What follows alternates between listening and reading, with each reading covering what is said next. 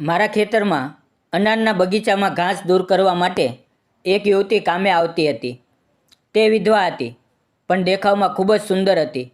તેની મોટી મોટી આંખો, લાંબા કાળા વાળ અને ચહેરા પરની નિર્દોષ સ્મિત મને અજાણતા તેની તરફ આકર્ષિત કરતી હતી. તે દિવસે હું અને તે બંને ખેતરમાં હતા, કારણ કે મારી માં બીમાર હોવાને કારણે આવી શકી નહોતી. હું હજુ અપરિણિત હતો, તેથી મારું મન વધુ ને વધુ તેની તરફ ખેંચાતું હતું. બપોરે અમે બંને ઝાડ નીચે બેસીને આરામ કરી રહ્યા હતા. તેની સુંદરતા જોઈને મારું મન બેકાબૂ થવા લાગ્યું. તો નમસ્કાર મિત્રો, મારું નામ અરુણ છે. હું એક ખેડૂત છું અને મારી પાસે 3 એકર જમીન છે. મારી ઉંમર હાલ 34 વર્ષની છે અને હું હજુ અપરિણિત છું. મેં મારી જમીન પર અનારનો બગીચો રોપ્યો છે. તે બગીચામાં ઘણું ઘાસ ઉગી ગયું હતું, જેને દૂર કરવા માટે મને એક મહિલા મજૂરની જરૂર હતી. પરંતુ ગામમાં મજૂર મેળવવું મુશ્કેલ બની ગયું હતું. ત્યારે મારી માએ નક્કી કર્યું કે તે ગામમાં પૂછપરછ કરશે અને જોશે કે કોઈ મહિલા કામે આવવા તૈયાર છે કે નહીં. આખા ગામમાં પૂછપરછ કર્યા બાદ માએ જાણ્યું કે ગામની એક યુવાન વિધવા મહિલા મનીષા કામ કરવા તૈયાર છે. બીજે દિવસે સવારે જ્યારે હું ખેતરે પહોંચ્યો, ત્યારે મા સાથે તે મહિલા મનીષા પણ ત્યાં આવતી હતી. તે દેખાવમાં ખૂબ જ સુંદર હતી. તેની મોટી મોટી આંખો, લાંબા કાળા વાળ અને તેના શરીર પર બંધાયેલી લાલ સાડી તેના પર જાણે શોભી રહી હતી. હું, મા અને મનીષા અમે ત્રણેય મળીને ખેતરનું ઘાસ દૂર કરવા લાગ્યા. કામ કરતાં કરતાં હું વારંવાર મનીષાની તરફ જોતો રહેતો. તે ખૂબ જ સુંદર હતી, પરંતુ તેના ચહેરા પર ઊંડા દુઃખની છાયા સ્પષ્ટ દેખાતી હતી. માએ 2-3 વાર પૂછ્યું પણ, મનીષા, તું મારી સાથે વાત કેમ નથી કરતી?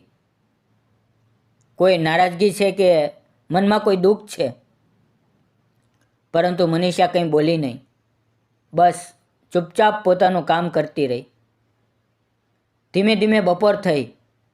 સૂરજ માથા પર ચડ્યો અને 1 વાગ્યો. મેં કહ્યું, ચાલો હવે ખાવાનો સમય થયો છે. અમે ત્રણેય ખેતરની કોરે એક મોટા આંબલીના ઝાડ નીચે બેસી ગયા. ધોમધખતી ગરમીથી શરીર બળી રહ્યું હતું, પરંતુ ઝાડ નીચે આવતા ઠંડા પવનની રાહત મળી. મનીષા આખો દિવસ ધોમધખતા તડકામાં કામ કરતાં કરતાં પરસેવેથી લથપથ થઈ ગઈ હતી. તેનો ચહેરો થાકેલો લાગતો હતો. ઝાડ નીચે બેસ્યા બાદ તેના ચહેરા પર થોડી શાંતિ ઝળકવા લાગી. બધાને તરસ લાગી હતી.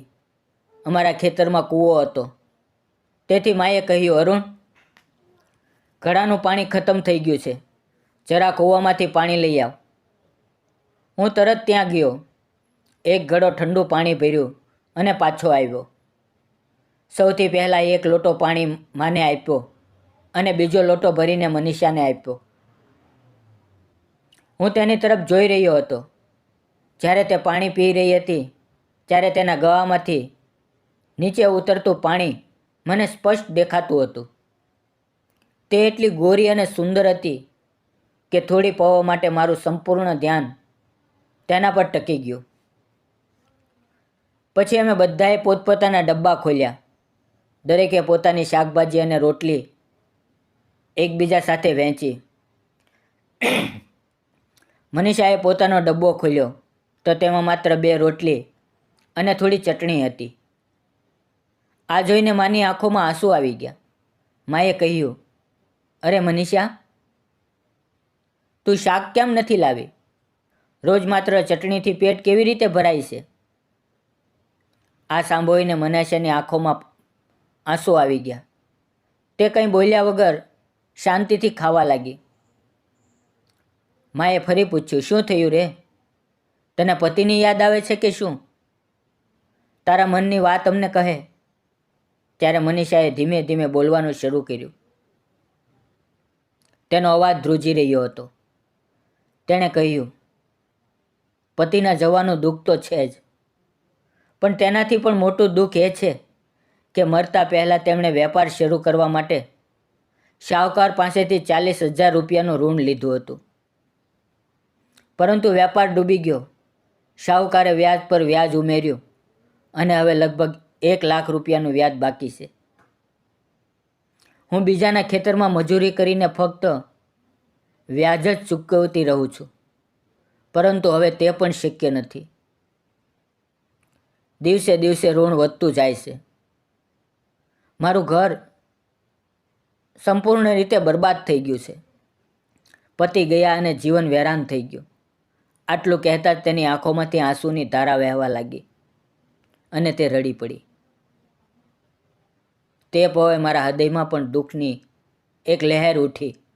તેના ચહેરા પર તેના દુઃખનો સંપૂર્ણ બોજ સ્પષ્ટ ઝળકતો હતો અને મને પહેલીવાર અહેસાસ થયો કે આ સુંદર ચહેરાની પાછળ કેટલું ઊંડું દુઃખ છુપાયેલું હોઈ શકે. માએ પ્રેમથી મનીષાના માથે હાથ ફેરવ્યો. મનીષાની આંખોમાંથી આંસુની ધારા વરી રહી હતી. માએ તેને દિલાસો આપ્યો. તેના ડબ્બામાં પોતાના તરફથી શાકભાજી અને રોટલી ઉમેરી અને પછી અમે ત્રણેય મળીને જમવાનું પૂરું કર્યું. ધૂપ ખૂબ તેજ હતી, તેથી અમે લગભગ 1 કલાક સુધી ઝાડ નીચે આરામ કર્યો અને પછી બપોરે 2:30 વાગ્યે ફરીથી કામ શરૂ કર્યું. પરંતુ મારા મનમાંથી મનીષાની વાતો અને તેનું ઋણ કોઈ રીતે નીકળતું નહોતું. તેનું તૂટેલું જીવન, શાહુકારના ઋણમાં ફસાયેલી એક નિરાધાર વિધવા, આ બધા વિચારોએ મારું મન ભારે કરી દીધું હતું. ધીમે ધીમે સાંજના 5 વાગ્યા. મેં કહ્યું, માં, 5 વાગ્યા છે, હવે ચાલો ઘરે જઈએ. અમે કામ બંધ કર્યું અને ઘર તરફ નીકળી પડ્યા. અમારું ખેતર ગામથી લગભગ 1 કિલોમીટર દૂર હતું. અમે ત્રણેય સાથે ચાલી રહ્યા હતા. હું વારંવાર મનીષાની તરફ જોતો રહેતો.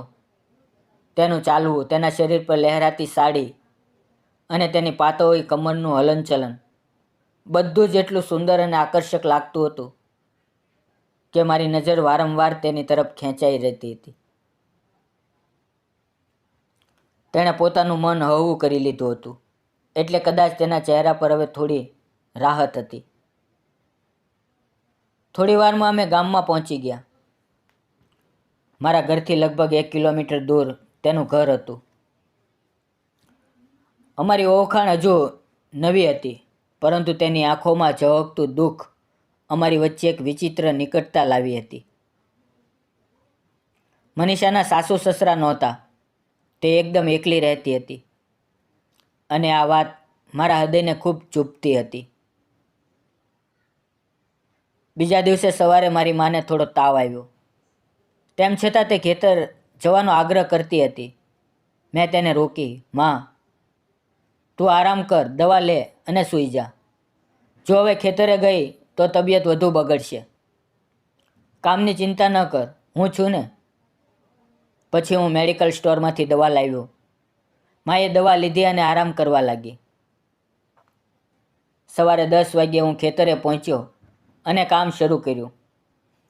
ખેતરના બાંધ પરથી હું જોઉં છું તો દૂરથી મનીષા આવી રહી હતી. તેના હાથમાં એક નાની પોટલી હતી, જેમાં કદાચ તેનો ટિફિન અને ઘાસ કાપવાના સાધનો હશે. હું તેને દૂરથી જોતો હતો. સવારના ધોમ ધકતા તડકામાં તે જાણે ચમકી રહી હતી. તેના ચહેરા પર એક અલગ જ આભા હતી. થોડી વાર બાદ તે મારી પાસે આવી અને બોલી, માં, નથી આવ્યા? મેં જવાબ આપ્યો, ના, તેમને તાવ છે, એટલે ઘરે આરામ કરે છે. આ સાંભળીને મનીષાના ચહેરા પર ચિંતાની રેખાઓ ઉભરી આવી. તેણે કહ્યું, શું થયું? તબિયત વધુ ખરાબ છે? મેં કહ્યું, સવારે ખાવાનું બનાવતી વખતે તેમને તાવ આવ્યો. હું તેમના માટે દવા લાવ્યો છું. તે દવા લઈને આરામ કરે છે. તું ચિંતા ન કર. આ સાંભળીને મનીષા શાંત થઈ અને કામે લાગી. અમે બંને બેસીને ઘાસ કાપવા લાગ્યા. હું વારંવાર ચોરી છુપે તેની તરફ જોતો રહેતો. તેનો સાથ મને એક વિચિત્ર આનંદ આપી રહ્યો હતો. તેની વાતોમાં મીઠાશ હતી, અવાજમાં નરમાઈ હતી અને તેની હાજરીથી ખેતરમાં કામ કરતા મનને એક અનોખી શાંતિ મોવી રહી હતી. વાતોમાં બપોર થઈ ગઈ, અમને ખબર જ ન પડી. બપોરે અમે બંનેએ સાથે ખાવાનું ખાધું. પછી નજીકના ઝાડ નીચે જઈને થોડીવાર આરામ કરવા લાગ્યા. હું તેની તરફ જોતો હતો, પરંતુ તેની આંખોમાં ફરી એ જ ઉદાસી પાછી આવી હતી. તેની આંખોમાંથી આંસુ ટપકી રહ્યા હતા. તેને આ રીતે જોઈને મને ખૂબ ખરાબ લાગ્યું. મેં ધીમેથી કહ્યું, મનીષા, તું આટલી ચિંતા કેમ કરે છે? આજે ફરી શું થયું? ત્યારે તેણે આંસુ લૂછતા કહ્યું, આજે સવારે શાહુકાર ઘરે આવ્યો હતો. તે પૈસા માંગતો હતો. મેં કહ્યું કે મારી પાસે હાલ આટલા પૈસા નથી, પરંતુ તે કંઈ સાંભળવા તૈયાર નહોતો. ઉલટું તેણે મારા પર હાથ નાખવાનો પ્રયાસ કર્યો. મેં જોરથી બૂમ પાડી અને તેને ઘરમાંથી બહાર કાઢી દીધો. પરંતુ જતાં જતાં તેણે ધમકી આપી કે જો 1 અઠવાડિયામાં પૈસા નહીં ચૂકવ્યા તો મારું ઘર પણ તે કબજે કરી લેશે. આ સાંભળીને હું સ્તબ્ધ થઈ ગયો. મારી આંખો સામે એક વિધવા સ્ત્રીનું સંઘર્ષમય જીવન ફરવા લાગ્યું. પૈસાની લાલચમાં શાહુકાર કેટલું નીચે ગયો હતો અને એકલી મનીષા તે રાક્ષસ જેવા માણસ સામે ઝઝૂમી રહી હતી. આ વિચારે મારા હૃદયમાં ગુસ્સો અને દયા બંને ઉભરાઈ આવ્યા. મને ખૂબ ખરાબ લાગ્યું. શું કરું તે સમજાતું નહોતું, કારણ કે હવે મનીષા મને ધીમે ધીમે ગમવા લાગી હતી અને તેનું આ દુઃખ હું સહન નહોતો કરી શકતો. મારી પાસે થોડા ઘણા પૈસા જમા હતા અને તેનું ઋણ લગભગ 1 લાખ રૂપિયાનું હતું. અમે મહેનત કરીને ઘરમાં લગભગ 1.5 લાખ રૂપિયા બચાવ્યા હતા. પરંતુ માં પરવાનગી આપશે કે નહીં, આ વિચારે હું ઉલઝનમાં હતો. મેં મનોમન નક્કી કર્યું કે હું તેની મદદ કરીશ. મેં તેને ધીમેથી કહ્યું, મનીષા, ચિંતા ન કર, કોઈને કોઈ રસ્તો નીકળી જશે. પછી મેં કહ્યું કે હું ઘરે જઈને માની તબિયત જોઈ આવું છું અને ત્યાંથી નીકળી પડ્યો. ઘરે પહોંચ્યો તો જોયું કે માનો તાવ વધી ગયો હતો. મેં તેમને તરત નજીકની હોસ્પિટલમાં લઈ ગયો. ડૉક્ટરે ઇન્જેક્શન આપ્યું, થોડી દવાઓ લખી આપી અને આરામ કરવાનું કહ્યું. માને ઘરે મૂકીને મેં અલમારી ખોલી અને ડરતા 1 લાખ રૂપિયા કાઢી લીધા. મનમાં થોડો અપરાધ ભાવ હતો, પરંતુ સાથે એવું પણ લાગ્યું કે જો ખોટું બોલવું કોઈને સાચી મદદ માટે હોય તો કદાચ તે ખોટું નથી. તે પૈસા લઈને હું તરત ખેતર તરફ નીકળી પડ્યો. આખો દિવસ કામ કર્યા બાદ સાંજે 5 વાગ્યે મેં મનીષાને હાંક મારી, મનીષા, હવે કામ બંધ કર. તેણે રોકાઈને જેટલું ઘાસ કાપ્યું હતું તેને બાંધીને એક બાજુ મૂકી દીધું. હું તેની સામે ગયો, ખિસ્સામાં હાથ નાખ્યો અને 1 લાખ રૂપિયાનું બંડલ બહાર કાઢ્યું. મનીષાના ચહેરા પર આશ્ચર્ય છવાઈ ગયું. મેં તે પૈસા તેના હાથમાં મૂક્યા. તેણે મારી તરફ ઊંડી નજરે જોયું અને આશ્ચર્ય તથા ડરની મિશ્ર લાગણી સાથે પૂછ્યું, આ શું છે? મેં શાંતિથી કહ્યું, આ પૈસા તે શાહુકારના મોં પર મારીને ફેંકી દે અને જ્યાં સુધી તે ફરી ન આવે ત્યાં સુધી આને તારી પાસે રાખ. તેણે તરત તે બંડલ મારા હાથમાં પાછું મૂકી દીધું અને બોલી, અમારી ઓળખાણને હજુ 2 જ દિવસ થયા છે અને તમે આટલી મોટી રકમ મારી મદદ માટે આપી રહ્યા છો? મને આ સમજાતું નથી. તેના ચહેરા પર ડર પણ હતો અને સન્માન પણ. તેને કદાચ યકીન નહોતું થતું કે કોઈ આમ જ તેની મદદ કરી શકે. મેં કહ્યું, જો તું આ પૈસા નહીં લે તો તે તારું ઘર કબજે કરી લેશે અને તારી ઇજ્જત પણ જોખમમાં આવી જશે. હું આ એટલા માટે કરું છું કારણ કે તારું દુઃખ મારાથી જોવાતું નથી. તે થોડીક પળ ચૂપ રહી. પછી ધીમે ધીમે મારી પાસે આવી અને મને ગળે લગાડી લીધો. તે આલિંગન પ્રેમનું નહોતું, પરંતુ આભારનું હતું. એક વિધવા સ્ત્રીની સાચી કૃતજ્ઞતા. થોડી પળો બાદ તે પાછળ હટીને બોલી, મને લાગે છે કે મેં તમારા વિશે ખોટું વિચાર્યું. પછી તેણે માફી માંગી અને કહ્યું, હું ધીમે ધીમે તમારા પૈસા પાછા આપી દઈશ. શું તમે આ વાત માને કહી છે? મેં ગભરાતા કહ્યું, ના, હજુ કંઈ નથી કહ્યું, તું ચિંતા ન કર. તે દિવસે અમારા બંનેના હૃદય હળવા થઈ ગયા. તેણે પોતાના જીવનમાં આશાનું એક કિરણ દેખાયું અને મને તેનું દુઃખ થોડું ઓછું કરવાનું સુકૂન મળ્યું. પછી અમે નક્કી કર્યું કે અમે બંને શાહુકાર પાસે જઈશું. હૃદયમાં દ્રઢ નિશ્ચય હતો કે હવે ડરવું નથી. અમે શાહુકારના ઘરે ગયા. તેના ખાતામાં લખેલા બધા વ્યાજ અને ઋણના હિસાબ બતાવ્યા અને સમજાવવાનો પ્રયત્ન કર્યો કે તે જે અતિશય વ્યાજ અમારી પાસે વસૂલી રહ્યા છે તે માનવતાની વિરુદ્ધ છે. તે સમયે મારા હૃદયમાં એક વિચિત્ર ઉલઝન હતી. એક તરફ સુકૂન હતું કે હું કોઈના કામ આવ્યો અને બીજી તરફ ડર હતો કે માને ખબર પડશે તો શું થશે. પરંતુ છતાં મારા મનમાં એ જ ભાવના હતી કે મનીષાની ઇજ્જત અને તેનું ઉજળેલું સંસાર મારા માટે સૌથી વધુ મહત્ત્વ ધરાવે છે. કુલ દેવું 1 લાખ રૂપિયાનું હતું અને આખરે મનીષાએ તે પૈસા શાહુકારને આપી દીધા. તેણે દરેક નોટ ગણીને જોઈ. તેના ચહેરા પર સંતોષ હતો, પરંતુ આંખોમાં હજુ પણ એક નીચી ચમક હતી. તેણે મનીષા તરફ ઘૂરીને કહ્યું, તારી પાસે તો એક ફૂટી કોડી પણ નહોતી, તો આટલા પૈસા ક્યાંથી લાવી? તેના લહેકામાં શંકા હતી અને નજરમાં તિરસ્કાર. મેં તેની તરફ જોયું, પરંતુ મનીષા બિલકુલ ન ડરી. તેની આંખોમાં હિંમત અને આત્મવિશ્વાસ ઝળકતો હતો. તે દ્રઢ અવાજે બોલી, મેં તારા પૈસા બરાબર પાછા આપી દીધા છે. હવે બાકીની વાતોમાં પડવાની જરૂર નથી. આગળ કંઈ ન પૂછ. આટલું કહીને મનીષાએ તેના તરફથી મોં ફેરવી લીધું અને ત્યાંથી ચાલવા લાગી. હું પણ ચૂપચાપ તેની પાછળ પાછળ ચાલવા લાગ્યો. તેના પગલામાં દ્રઢતા હતી, પરંતુ તેના હૃદયમાં દુઃખની ઊંડાઈ હતી જે હું અનુભવી શકતો હતો. રસ્તામાં ચાલતા ચાલતા તેણે ધીમેથી કહ્યું, મારે તારી માને મળવું છે.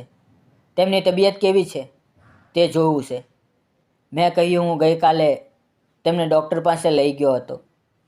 દવાઓ લઈ આવ્યો છું. ચાલ સાથે મળી લઈએ. મનીષા મારી સાથે મારા ઘરે આવી. અમારું ઘર ખૂબ નાનું હતું, 2 રૂમનું. મનીષા પહેલીવાર મારા ઘરે આવી હતી. મેં તેને એક લોટો પાણી આપ્યું. તે અંદર આવી અને માની પાસે બેસી ગઈ.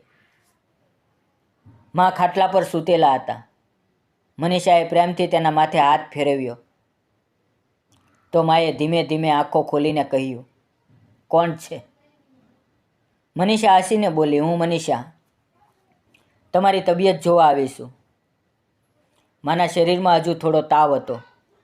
થોડો ઓછો થયો હતો, પરંતુ તેમને હજુ આરામની જરૂર હતી. આ જોઈને મનીષાના ચહેરા પર ચિંતા ઉભરી આવી. તેણે કહ્યું, આજે હું તમારા માટે જમવાનું બનાવું છું. તમે બિલકુલ ચિંતા ન કરો. મેં ના પાડી, આની જરૂર નથી. પરંતુ તેણે આગ્રહ કર્યો. તેના અવાજમાં જે અપનાપણું હતું તે સાંભળીને મારું હૃદય પીગળી ગયું. આખરે તે રસોડામાં ગઈ અને ખૂબ સાદગી પરંતુ અપાર પ્રેમથી જમવાનું બનાવ્યું. શાકભાજીની સુગંધ અને રોટલીની મહેક આખા ઘરમાં ફેલાઈ ગઈ. માએ થોડું ખાધું અને કહ્યું, આજે તો તું અમારા ઘરે જમી લે. તારા ઘરે જઈને ફરી ન બનાવ. તે સમયે ઘરનું વાતાવરણ બદલાઈ ગયું. અમે ત્રણેય સાથે બેસીને જમવાનું ખાધું. મનીષા જ્યારે ખાતી હતી ત્યારે તેના ચહેરા પર એક અહવી સ્મિત હતી, જે જોઈને મને અંદરથી એક અનોખું સુકૂન મળ્યું. જમી લીધા બાદ હું તેને બહાર મૂકવા ગયો. જતી વખતે તેણે મારી તરફ જોયું અને એક પ્યારી સ્મિત આપી. તેની આંખોમાં જે ખુશીની ઝગમગાટ હતો તે જોઈને મારા હૃદયમાં એક વિચિત્ર ગરમી ભરાઈ ગઈ. હું ઘરે પાછો આવ્યો અને માની પાસે બેસી ગયો. માએ મારી તરફ જોયું અને કહ્યું, મનીષા કેટલી નેકદિલ સ્ત્રી છે. જો તારા લગ્ન આવી કોઈ સાથે થાય તો મારી છેલ્લી ઈચ્છા પૂરી થઈ જાય.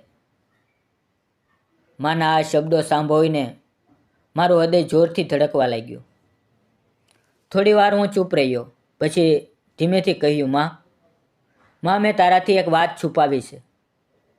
ઘરમાં જે થોડા પૈસા હતા તે મેં મનીષાના સાહુકારને આપી દીધા. તે તેના પર જુલમ કરવાનો પ્રયત્ન કરતો હતો, એટલે મેં મદદ કરી. માં પહેલાં થોડી વાર ચૂપ રહી. કદાચ તેને આઘાત લાગ્યો, પરંતુ પછી તેના ચહેરા પર સંતોષની ઝગમગાટ આવી. તેણે કહ્યું, અરે બેટા, પૈસા આજે નહીં તો કાલે ફરી આવી જશે, પરંતુ તે એક સારી સ્ત્રીની ઇજ્જત બચાવી. આ સૌથી મોટું પુણ્ય છે. મનીષા ખૂબ સારી છે. મને પૂરો ભરોસો છે કે તે એક દિવસ તારા પૈસા પાછા આપી દેશે. માના આ શબ્દોથી મારી આંખો ભરાઈ આવી. તે રાત્રે હું ખૂબ સુકૂનથી સૂઈ ગયો. બીજે દિવસે સવારે જ્યારે ઉઠ્યો ત્યારે મનમાં એક જ ઈચ્છા હતી, મનીષાને મળવું. માની તબિયત હવે થોડી સારી હતી, પરંતુ તેમના ઘૂંટણમાં હજુ દુખાવો હતો. મેં કહ્યું, માં, તું હવે ખેતરે ન જા. થોડા દિવસ આરામ કર. હું અને મનીષા મળીને બધું કામ કરી લઈશું. સવારે 10 વાગ્યે મનીષા હંમેશાની જેમ આવી, પરંતુ આજે તે 2 ડબ્બા લઈને આવી, એક મા માટે અને એક અમારા બંને માટે. આ જોઈને હું આશ્ચર્યચકિત થઈ ગયો. તેમના મનમાં અમારા માટે આટલો સ્નેહ જોઈને મારા હૃદયમાં અસીમ આનંદ ઉભરાઈ આવ્યો. અમે બંને ખેતર તરફ નીકળી પડ્યા. રસ્તામાં તે હસતા હસતા વાતો કરતી હતી. તેની સ્મિતમાં એક નિષ્કપટતા હતી, પરંતુ આંખોમાં હજુ પણ ક્યાંક ઊંડે છુપાયેલું દુઃખ હતું. તેનું આમ હસવું, શરમાવવું અને બોલવું મારા હૃદયમાં ઊંડે ઉતરી રહ્યું હતું. તે વખતે મને લાગ્યું કે મારું જીવન હવે કોઈ નવા વળાંક પર આવી ગયું છે. થોડી વારમાં અમે ખેતરે પહોંચી ગયા અને કામ શરૂ કર્યું. ધૂપ તેજ હતી, પરસેવો વહી રહ્યો હતો, પરંતુ આજે મનીષામાં કંઈક અલગ પરિવર્તન હતું. તેના ચહેરા પર નવી રોનક હતી. તેના પગલાં હળવા લાગતા હતા અને તે એટલી લગન અને ઉત્સાહથી કામ કરી રહી હતી કે હું બસ તેને જોતો જ રહી ગયો. મારા મનમાં સવાલ આવ્યા, આટલા ઊંડા દુઃખમાંથી પસાર થયેલી આ સ્ત્રી આજે આટલી ખુશ કેવી રીતે લાગે છે? કદાચ તેના હૃદયનો બોજ થોડો હળવો થઈ ગયો હતો. કામ કરતાં કરતાં અમારી નજરો વારંવાર એકબીજા સાથે ટકરાવા લાગી. તે નજરમાં હવે ઝટકો હતો, અપનાપણું હતું અને ક્યાંક ને ક્યાંક ઉભરાતો સ્નેહ પણ. અચાનક જ્યારે મનીષા ઘાસ કાપી રહી હતી ત્યારે તે જોરથી ચીસ પાડી અને પળવારમાં મારા છાતી સાથે ચોંટી ગઈ. હું ગભરાઈ ગયો. સમજાયું નહીં કે શું થયું. મારી નજર જમીન પર ગઈ તો જોયું કે ત્યાં એક મોટો કાળો સાપ આગળ વધી રહ્યો હતો. મારું હૃદય જોરથી ધડકવા લાગ્યું, પરંતુ તે પળે મારા પર સાપ કરતાં વધારે મનીષાનો અહેસાસ હાવી હતો. તે મારી બાહોમાં સમાઈ ગઈ હતી. હવે તે પણ મને સુસ્તપણે પકડી રહી હતી. થોડી વાર પછી સાપ આગળ નીકળી ગયો. અને મનીષા ધીમે ધીમે મારાથી અલગ થઈ. તેણે માથું નમાવ્યું. ચહેરા પર લાલી હતી, પરંતુ હોઠ અને અવળી સ્મિત ખીલી હતી. તે પળે મને લાગ્યું કે જો તે સાપ ત્યાં ન આવ્યો હોત તો કદાચ મને તેની આ મધુર બાહોનો અહેસાસ ક્યારેય ન થયો હોત. મારા મનમાં તે સાપ પ્રત્યે પણ એક વિચિત્ર કૃતજ્ઞતા ભરાઈ આવી. થોડીવાર બાદ બપોર થઈ. આજે પણ મનીષા પોતાનું ટિફિન લાવી હતી, પરંતુ આ વખતે અમે બંને ખૂબ નજીક બેસીને એક જ થાળીમાં પ્રેમથી જમવાનું અમારી આંખો વધુ વાત કરી રહી હતી. તેના હસતા ચહેરામાં હવે એક અલગ જ ચમક હતી. જમવાનું ખાઈ લીધા બાદ અમે એક ઝાડ નીચે બેસી ગયા. ઠંડી છાંય, હળવો પવન અને અમારી નિકટતા, બધું જ કોઈ સ્વપ્ન જેવું લાગતું હતું. હું ઝાડને ટેકો લઈને બેસી ગયો અને મનીષા બિલકુલ નજીક આવી ગઈ. તેનો હાથ મારા હાથની નજીક હતો. મેં ધડકતા હૃદયે ધીમે તેનો હાથ પકડી લીધો. મનીષાએ એકવાર મારી તરફ જોયું, પરંતુ હાથ પાછો ન ખેંચ્યો. તેની આંખોમાં ઝટકો હતો, પરંતુ વિરોધ નહોતો. પળે પળે અમારી વચ્ચેનું અંતર ઘટતું ગયું. અમે એકબીજા તરફ ફર્યા અને અજાણતા અમારા ચહેરાઓ વચ્ચેનું અંતર ઘટવા લાગ્યું. તે સમયે અમારું જીવન સંપૂર્ણ બદલી નાખ્યું. હવે અમે ફક્ત ખેતરમાં કામ કરતા સાથીઓ નહોતા, પરંતુ જીવનના પ્રેમી અને સાચા હમસફર બની ગયા હતા. આવી જ રીતે થોડા દિવસો પસાર થયા. લગભગ 8-10 દિવસ સુધી અમે રોજ સાથે કામ કરતા, સાથે જમતા, હસતા, વાતો કરતા અને એકબીજાની વધુ નજીક આવતા ગયા. આખરે અનારના બગીચાનું બધું ઘાસ સંપૂર્ણપણે દૂર થઈ ગયું અને કામનો છેલ્લો દિવસ આવી પહોંચ્યો. બપોરે જમ્યા બાદ અમે હંમેશાની જેમ ઝાડ નીચે બેસીને વાતો કરી રહ્યા હતા. પરંતુ આજનો દિવસ અલગ હતો, કારણ કે કાલથી મનીષા ખેતરે નહોતી આવવાની. મારું મન ખૂબ બેચેન હતું. હિંમત જુટાવીને મેં તેને કહ્યું, મનીષા, આપણે બંને લગ્ન કરી લઈએ. હું તને સાચા દિલથી પ્રેમ કરું છું. જે દિવસે મેં તને પહેલી વાર જોઈ, તે દિવસથી જ મારું દિલ તારું થઈ ગયું છે. મનીષાની આંખોમાં આંસુ આવી ગયા, પરંતુ ચહેરા પર મીઠી સ્મિત હતી. તેણે કહ્યું, મને પણ તમે ગમો છો, પરંતુ મારો આ પ્રેમ એટલા માટે નથી કે તમે મને પૈસા આપ્યા, પરંતુ એટલા માટે છે કે તમે ખરેખર ખૂબ સારા માણસ છો. તમે મારી ચિંતા કરો છો, મારો સાથ આપો છો. હું પણ તમારી સાથે જીવન વિતાવવા માંગુ છું. તેના શબ્દો સાંભળીને મારું હૃદય ખુશીથી ભરાઈ ગયું.